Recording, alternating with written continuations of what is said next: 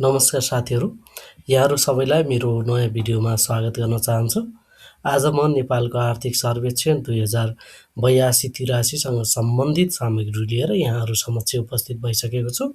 आर्थिक सर्वेक्षण सम्बन्धी सामग्री लोकसेवा तथा शिक्षक सेवा आयोगको दृष्टिले निकै महत्त्वपूर्ण मानिन्छ। आर्थिक सर्वेक्षणका प्रश्नहरू अब्जेक्टिभ क्वेसनको रूपमा, वस्तुगत प्रश्नको रूपमा सोध्ने सम्भावना रहन्छ नै। त्यसैगरी लोकसेवा आयोगको तयारी गरिराख्नु भएको छ भने विषयगत प्रश्नमा पनि आर्थिक सर्वेक्षणका विषयवस्तु सोध्न सक्ने र विषयगत प्रश्नको उत्तर लेख्दा यसमा दिएका जानकारीहरू, तथ्यहरू लेख्दा तथ्यपरक उत्तर हुने हुनाले यहाँहरूको तयारीलाई सहयोग पुग्नेछ भन्ने आशा लिएर मैले यो भिडियो तयार पारेको छु।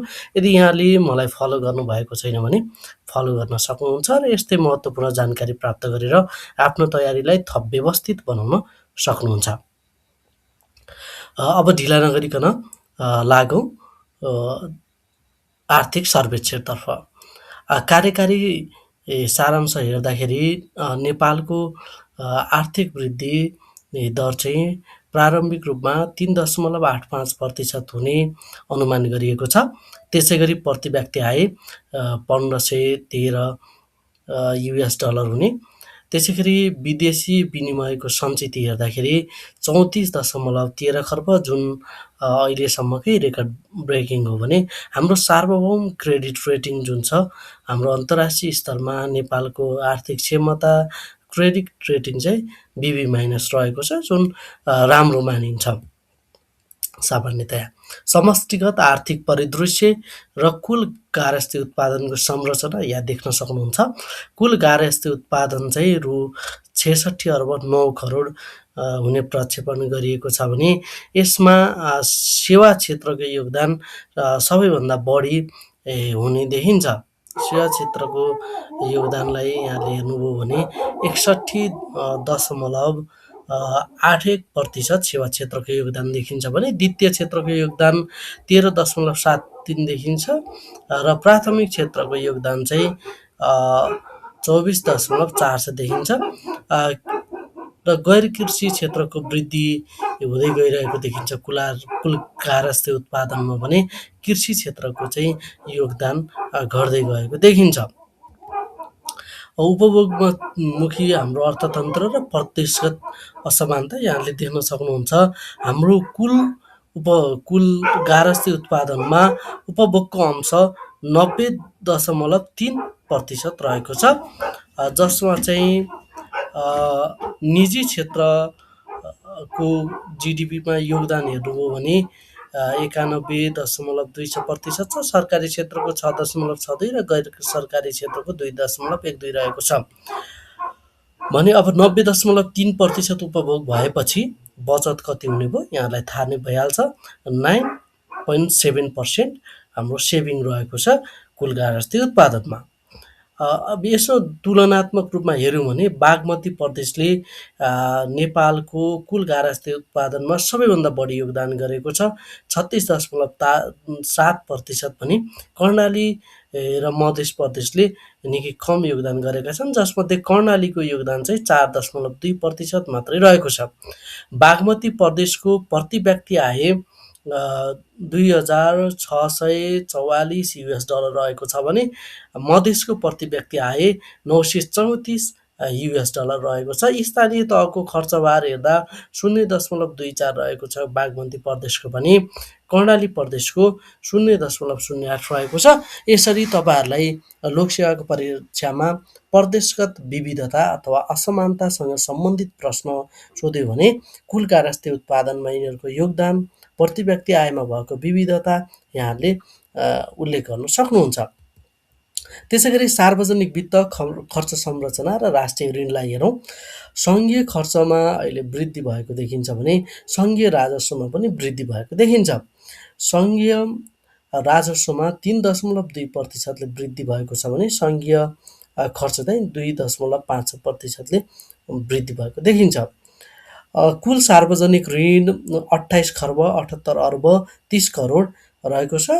हेर्दा GDPको 43.6% देखिन्छ हाम्रो कुल सार्वजनिक ऋण। यहाँले याद गर्नुपर्ने हुनसक्छ। हाम्रो कुल सार्वजनिक ऋण जिडिपीको 43.6% रहेको छ, अर्थात् रु 28 खर्ब 78 अर्ब 30 करोड रहेको छ, जसमा बाह्य ऋण 53.2% रहेको छ भने आन्तरिक ऋण 46.8% रहेको छ। वित्त सन्तुलन घाटा यहाँले हेर्नुभयो भने रु 58 अर्ब 1 करोड रहेको छ। अहिलेको खर्चको अवस्थालाई हेर्दा चालु खर्च 53.2%, पुँजीगत 28% र वित्तीय व्यवस्था अन्तर्गत 18.8% कुल खर्चमध्ये भएको देखिन्छ। र सार्वजनिक संस्थानमा सरकारको लगानी रु 7 खर्ब 98 अर्ब रहेको छ भने हाम्रा सार्वजनिक संस्थान 45वटा छन्, जसमध्ये 27वटा मात्र नाफामा छन् भन्ने देखिन्छ। वित्तीय क्षेत्रको विरोधाभास छ। तरलता उच्च छ अथवा हाम्रो ब्याङ्कसँग कर्जा दिन सक्ने क्षमता छ, तर सुस्त कर्जा छ, क्रेडिट फ्लो एकदमै कम छ। यहाँले यो यहाँ तुलनामा पनि देख्न सक्नुहुन्छ। तरलता र निक्षेप हेऱ्यो भने निक्षेप वृद्धि 6.64%ले भएको छ, अथवा कुल रु 77 खर्ब 45 अर्ब निक्षेप रहेको छ। निक्षेप खाता चाहिँ 6 करोड 20 लाख छ र यसमा मुद्रास्फीतिको प्रतिशत चाहिँ 2.13% देखिन्छ। तर कर्जा प्रवाह हेऱ्यो भने निजी क्षेत्रको कर्जा वृद्धि 4.4% मात्रै छ। कर्जा निक्षेप अनुपात 74.07% रहेको छ। डिजिटल अर्थतन्त्र र पुँजी बजारको विस्तारलाई हेऱ्यौँ भने अब नेप्से परिसूचक चाहिँ 2820 रहेको पछिल्लो आर्थिक वर्षमा देखिन्छ भने कुल बजार पुँजीकरण चाहिँ रु 47 खर्ब 44 अर्ब देखिन्छ। डिजिटल भुक्तानीमा क्युआर कारोबार एकदमै बढी भएको देखिन्छ। रु 1 खर्ब 25 अर्बभन्दा बढी कारोबार क्युआरको माध्यमबाट भएको छ। मोबाइल ब्याङ्किङमा 2 करोड 94 लाखको एक्सेस देखिन्छ। इन्टरनेट ब्याङ्किङमा 23,74,000 एक्सेस देखिन्छ भने डिम्याट खाता हेऱ्यो भने 76,39,000 देखिन्छ, जुन कुल जनसङ्ख्याको करिब 26% हो। यसरी पुँजी बजार, बैङ्किङ पहुँच, डिजिटल भुक्तानीमा जनताको पहुँच बढ्नाले अर्थतन्त्र थप गतिशील हुने देखिन्छ। बाह्य क्षेत्रलाई हेर्दा विप्रेषणको प्रभाव र सञ्चितको रेकर्ड यहाँले देख्न सक्नुहुन्छ। विप्रेषण आप्रवाह 14 खर्ब 49 अर्ब 37.7%ले वृद्धि भएको छ। र अहिले तपाईँले हेर्नुभयो भने कुल विदेशी विनिमय सञ्चिति 34 खर्ब 13 अर्ब रहेको छ, जुन हालसम्मकै उच्च हो। व्यापार घाटा हेर्ने हो भने चाहिँ निकै निराशाजनक देखिन्छ।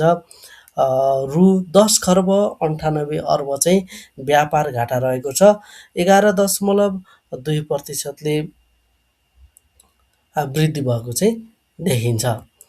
उद्योग लगानी र सहकारीको वास्तविक अवस्था हेर्दा हाम्रो लगानीको कुल लगानी स्वीकृत लगानी 4 खर्ब 92 अर्ब रहेको छ, जुन चाहिँ उद्योग विभाग र लगानी बोर्ड मार्फत हो, जसमा विदेशी लगानी 6 खर्ब 25 अर्ब रहेको छ। विदेशी लगानी नेपालमा 6 खर्ब 25 अर्ब रहेको छ, जसमध्ये सबैभन्दा बढी चाहिँ सेवा सम्बन्धी उद्योगमा 28.3% रहेको छ भने सबैभन्दा कम खनिजमा 1.3% रहेको छ वैदेशिक लगानी। उद्योग चाहिँ 7,85,000 रोजगारी सिर्जना गरेका छन्, जसमध्ये 11,140 दर्ता भएका उद्योग छन्, जसले 7,85,000 रोजगारी सिर्जना गरेका छन्। कम्पनीहरू हेर्नुभयो भने 3,69,000 दर्ता भएका छन् र 97.5% चाहिँ प्राइभेट लिमिटेडको रूपमा दर्ता भएका छन्। सहकारी संस्था हेऱ्यो भने चाहिँ 32,000 सहकारी संस्था छन् र 32,000 सहकारी संस्थामा 1 करोडभन्दा बढी सदस्य रहेको देखिन्छ। र बचत परिचालनको कुरा हेर्ने हो भने 10 खर्ब 29 अर्ब बचत परिचालन गरेको देखिन्छ। पूर्वाधारको क्षेत्रमा हेर्दा ऊर्जा र रूपान्तरण र कनेक्टिभिटी भनेको छ। हाम्रो विद्युतको पहुँचलाई हेर्दा 79.1% जनसङ्ख्यामा विद्युतको पहुँच पुगेको देखिन्छ। कुल विद्युत जडित क्षमता अ, हेर्नु हो भने कुल विद्युत जडित क्षमता चाहिँ 4105 मेगावाट छ र हाम्रो भारततर्फ निर्यात चाहिँ हामीले 2918 गिगावाट घन्टा प्रति घन्टा गरेको देखिन्छ र पेट्रोल र डिजलको आयात चाहिँ करिब 10%ले गिरावट भएको छ, किनभने हाम्रो विद्युतको पहुँच पनि बढ्यो, त्यो हिसाबले आयातमा गिरावट छ। सडक सञ्जालको कुरा गऱ्यो भने चाहिँ 1,04,000 किमि, यो याद गर्नु पर्ला, 1,04,000 किलोमिटर चाहिँ सडक सञ्जाल पुगेको छ। कालोपत्रेको घनत्व हेऱ्यो भने प्रति वर्ग किलोमिटरमा 137.7 मिटर देखिन्छ। पर्यटन पुनरुत्थान हेऱ्यो भने 11,62,000 पर्यटक आएको देखिन्छ भने औसत बसाइ बढेको छ अहिले 16.34 दिन। अब यो लोकसेवामा सोधिराख्ने प्रश्न हो, औसत बसाइ कति रहेको छ आर्थिक सर्वेक्षण अनुसार भन्यो भने 16.34 दिन रहेको छ भने खर्च चाहिँ प्रतिदिन $33.08 हुने गरेको छ। यो पनि सोध्ने प्रश्न हो। मानव पुँजी र सामाजिक विकासका परिसूचक हेऱ्यौँ भने स्वास्थ्यसँग सम्बन्धित शिशु मृत्युदर 27 पुगेको छ प्रति लाखमा, मातृ मृत्युदर 151 प्रति लाखमा रहेको छ भने स्वास्थ्य बिमामा 31,48,000 आबद्ध रहेका छन्। अब शिक्षातर्फ हेऱ्यौँ भने आधारभूत तहको खुद भर्ना दर 97.8% पुगेको छ भने युवा साक्षरता दर 94.2% पुगेको छ। अब लिभिङ स्ट्यान्डर्ड्सको कुरा गऱ्यो भने निरपेक्ष गरिबी 20.27%मा झरेको छ, बहुआयामिक गरिबी 17.4%मा झरेको छ भने आधारभूत खानेपानीको पहुँच 97% रहेको छ। समग्रमा औसत आयु हाम्रो 71.3 वर्ष रहेको छ भने मानव विकास सूचकाङ्क 0.622 रहेको छ। तपाईँले यो स्क्रिनमा देखिएका जानकारी मध्येबाट लोकसेवामा कुनै न कुनै प्रश्न आइराख्ने हुन्छ, त्यसैले यो याद गर्नु पर्ला। त्यसैगरी सुशासन, प्रविधि र सामाजिक सुरक्षा। सामाजिक सुरक्षा 36,41,000 लाभग्राही रहेका छन् ज्येष्ठ जसमध्ये चाहिँ 46.14% ज्येष्ठ नागरिक रहेका छन्। सामाजिक सुरक्षा कोषमा 28,50,000 श्रमिक जोडिएका छन्, जसमध्ये 75.9% चाहिँ वैदेशिक रोजगारमा जानेछन्। श्रम स्वीकृति लिनेको सङ्ख्या चाहिँ 69 लाख नाघेको छ। सेवा प्रवाहको कुरा गऱ्यो भने 135 मालपोत कार्यालयमा अनलाइन प्रणाली छ, LRIMS भन्छ। 135 मालपोत कार्यालयमा अनलाइन प्रणाली छ। त्यसै गरी अख्तियारमा आउने उजुरीमध्ये 60.1% उजुरी फर्स्यौट भएको देखिन्छ।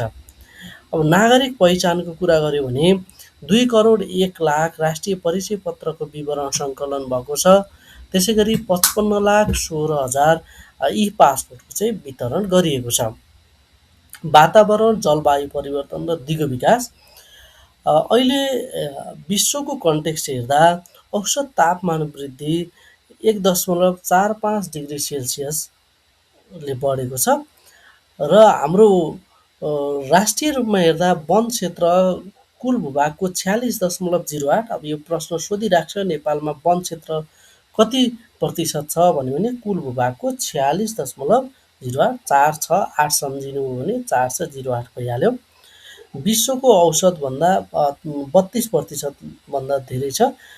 हामीले चाहिँ यो वन क्षेत्र का कारणले गर्दा हाम्रो नयाँ आय स्रोत चाहिँ वृद्धि भएको छ। कार्बन व्यापारबाट कार्बन ट्रेड हाम्रो पछिल्लो समयको एकदम बर्निङ इस्यु हो। हामीले कार्बन ट्रेडबाट करिब 3.6 करोड अमेरिकी डलर चाहिँ राजस्व प्राप्त गरेका छौँ। अब यहाँहरूलाई कार्बन व्यापार भनेको के हो भन्ने थाहा छैन भने चाहिँ कम कार्बन उत्सर्जन गर्ने देशलाई बढी कार्बन उत्सर्जन गर्ने देशले चाहिँ त्यो कार्बन न्यूनीकरण गर्नमा सहयोग गरे बापत चाहिँ क्षतिपूर्ति स्वरूप भनौँ न चाहिँ पैसा दिने गरिन्छ। त्यो चाहिँ कार्बन ट्रेड हो। तपाईँले यो विषयमा थप जानकारी हासिल गर्न सक्नुहुन्छ खोजेर। दिगो विकास लक्ष्यको स्कोर हेर्दाखेरि चाहिँ हाम्रो 68.58 छ। 167वटा राष्ट्रमध्ये हामी दिगो विकासको दृष्टिले 85औँ स्थानमा पुगेका छौँ। हाम्रो दिगो विकासको दृष्टिले कतिौँ स्थान त 85औँ स्थान। यो पनि निकै महत्त्वपूर्ण जानकारी हो। हाम्रो चाहिँ लक्ष्य प्राप्तिको लागि चाहिँ लगानीको अभाव भएको आर्थिक सर्वेक्षणले औलाएको छ।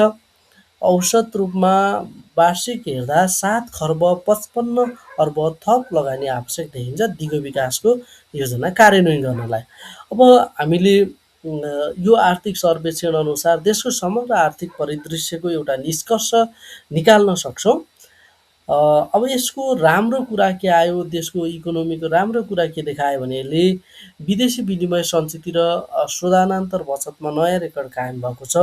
विद्युत उत्पादनमा वृद्धि भएको छ र पेट्रोलियम पदार्थको आयात जुन छ ऊर्जा आयातमा गिरावट आएको छ। यो राम्रो पक्ष हो। डिजिटल ब्याङ्किङ र वित्तीय पहुँचमा व्यापक विस्तार भएको छ र मुद्रास्फीति नियन्त्रण चाहिँ भएको छ, त्यो देखिन्छ। तर यसको चुनौतीहरू छ। हाम्रो यो आर्थिक सर्वेक्षण हेर्दाखेरि के चुनौती देखिन्छ त भने विप्रेषणमा अत्याधिक निर्भरता छ। यो चाहिँ राम्रो होइन।